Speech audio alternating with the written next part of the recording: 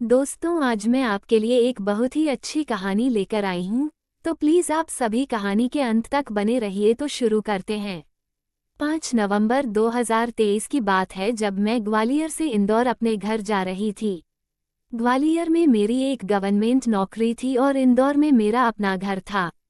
उन दिनों स्कूल की छुट्टियां हो गई थी। सब बच्चों को छुट्टी मिल गई थी। मैं भी सोचे कि अपने घर जाकर घूम आती हूँ, वरना गवर्नमेंट लोगों को तो कहाँ मौका मिल पाता है कि वो लोग इधर उधर जा पाए। फिर 5 तारीख को मेरी ट्रेन थी, लेकिन वह ट्रेन मुझसे छूट गई क्योंकि घर पर ही मेरा सामान तैयार करने में इतना लेट कर दी कि वह ट्रेन ही मुझसे छूट गया। फिर मैंने सोचा कि चलो आज मैं बस से ही चली जाती हूँ। लेकिन दिक्कत यही थी कि सिर्फ एक लास्ट ही बस बचा था और उसमें एक ही सीट बचा था, जो सीट स्लीपर वाला खाली था। वो बस पूरा स्लीपर ही था, मतलब नीचे भी सोना ही था और ऊपर भी सोने वाला ही बना था। तो मैंने कहा ठीक है। फिर मैंने उस बस कंडक्टर से पूछा कि क्या एक सीट मिल जाएगी, तो उन्होंने कहा कि नहीं मैडम, आपको तो सीट नहीं मिल पाएगी क्योंकि एक ही सीट स्लीपर में खाली है।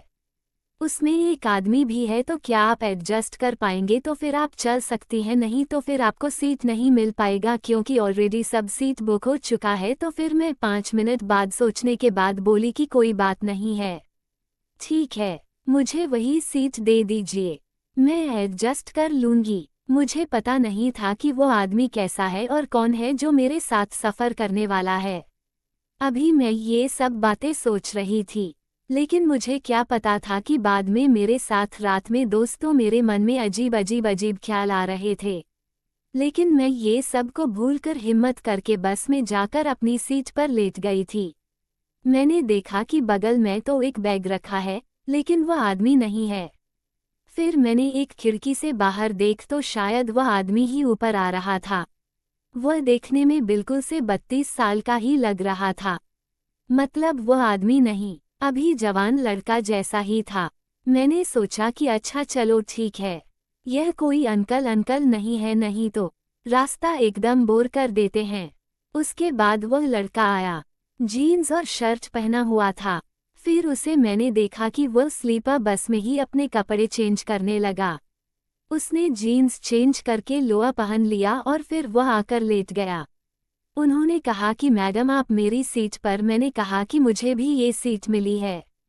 हाँ, बस कंडक्टर से पूछ लो। तो फिर बस कंडक्टर ने उसे समझा दिया।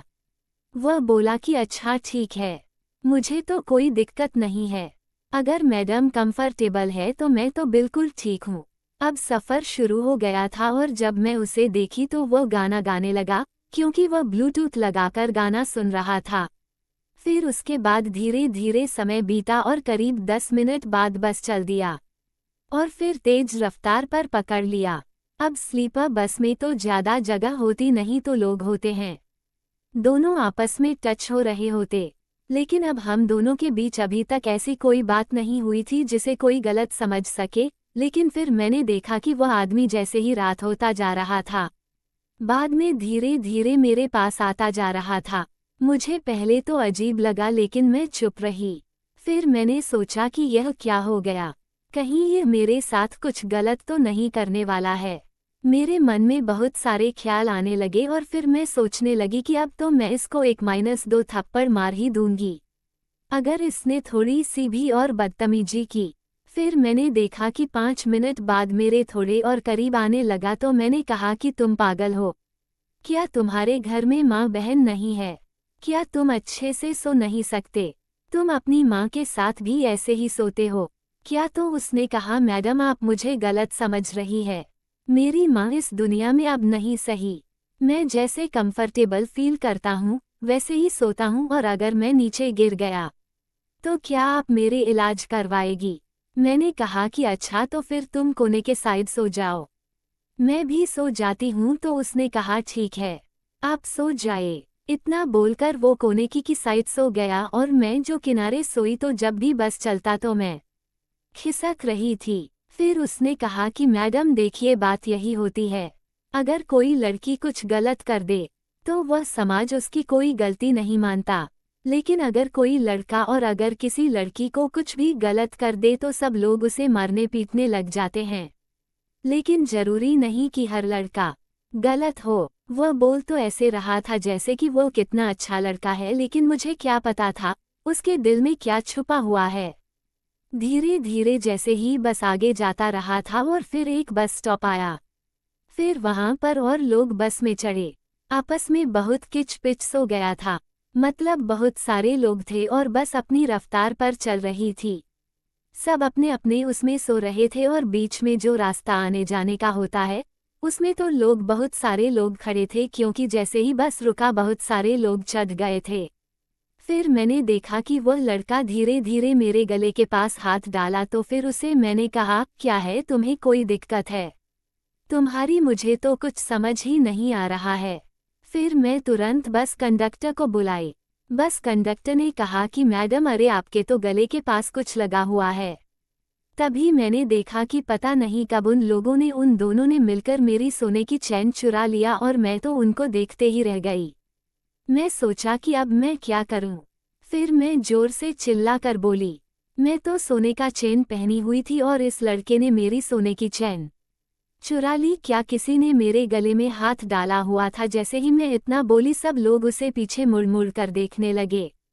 जो लोग सो रहे थे कि इस लड़के ने शायद मेरे साथ गलत कर दिया, लेकिन ऐसी कोई बात नहीं, क्योंकि उसने मेरे साथ कुछ गलत नहीं किया, बल्कि उन्होंने तो मेरे सोने का चैन चुरा ली। शायद वह चोर था और शायद ही कंडक्टर बीच में मिला हुआ था। उसने कहा कि मैडम, आप क्यों झूठ बोल रही है? मैंने आपको देखा है, आपने पहले भी चैन नहीं पहना हुआ था। तो फिर मैंने कहा कि अच्छा, तुम्हें इतना पता है तो मैं तुम्हें बता दूं कि मैं अभी भी छीन लेकर आई हूं, और तुम दोनों ने कोई चालाकी की तो मैं तुम्हारी कंप्लेंट की ना, तो सोच लेना तुम्हारा क्या हाल होगा। तुम्हें पता नहीं, मेरे हस्बैंड एक पुलिस ऑफिसर है और मैं एक टीचर हूं। तुम्हें शर्म आनी चाहिए। एक बस कंडक्टर होने के नाते तुम्हें पैसेंजर लोगों की सेवा करनी चाहिए, ना कि उनको लूटने चाहिए। मैंने उसको बहुत सुनाया। इतने में जितने भी लोग बस में बैठे हुए थे सब लोग निकल के लड़के को बहुत मार दिए थे।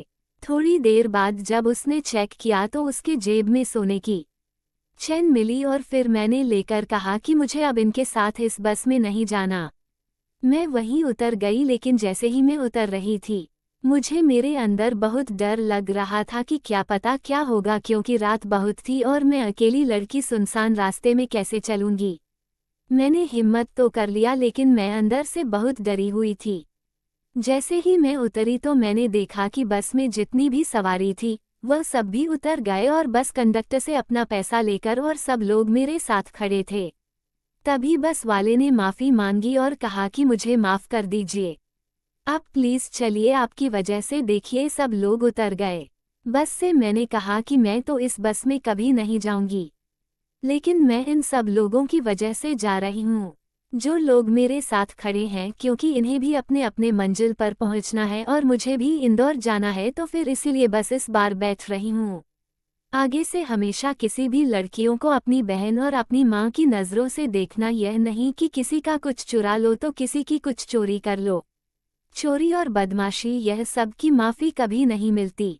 इसलिए हमेशा अपने काम को लेकर ही ईमानदार रहना, और कभी भी एक मजबूर लड़की को, कभी लड़की को तो कभी भी अपने जाल में मत फंसाना। उसका पाप तुम सोच भी नहीं सकते कितना लगेगा और तुम्हें कितना दुख मिलेगा। फिर हम सब बस में बैठे, बस धीरे धीरे अपने रफ्तार पर चलने लगी। फिर मैंने देखा कि जो लड़का जिसने चैन चुराया था ऊपर की सीट से उतर के नीचे बैठ गया था, और फिर मुझसे नजरें भी नहीं मिला पा रहा था, क्योंकि उसने काम ही कुछ ऐसा किया था। मैं भी उससे कुछ ना बोली, क्योंकि उसने बोलने लायक कोई काम भी नहीं किया था। फिर बस जैसे ही इंदौर आया, मैं बस से उतरकर जाकर ऑटो पकड़ी और सीधा अपने घर पर आ गई। मेरा दिमाग बहुत ही खराब हो गया था। मैं कभी सपने में भी नहीं सोचा कि मेरा सफ़र ऐसा कटेगा, तो भगवान का शुक्र है कि मुझे सही सलामत मेरा सोने का चेन भी मिला और मेरे साथ कुछ गलत भी नहीं हुआ। मैं सभी लड़कियों से इतना कहना चाहती हूँ कि कभी भी कितनी भी रात हो, आप लोग मजबूरी में किसी भी अजनबी के साथ सफ़र ना करें, क्योंकि आप नहीं जानते कि बाद में कैसा है और क्या कर सकता है। अगर ज़्यादा से ज़्यादा हो सके तो आप लोग दिन में ही बाहर जाएं, और आप कोशिश करें कि घर पर ही रहे, क्योंकि आजकल के ज़माने में क्या हो रहा है, ये तो सब लोग जानते होंगे, इसलिए सावधान रहें, सतर्क रहें। मिलते एक नई कहानी को लेकर, तब तक के लिए आप सब मेरे चैनल को सब्सक्राइब करें। धन्यवाद। जय हिंद, जय भारत।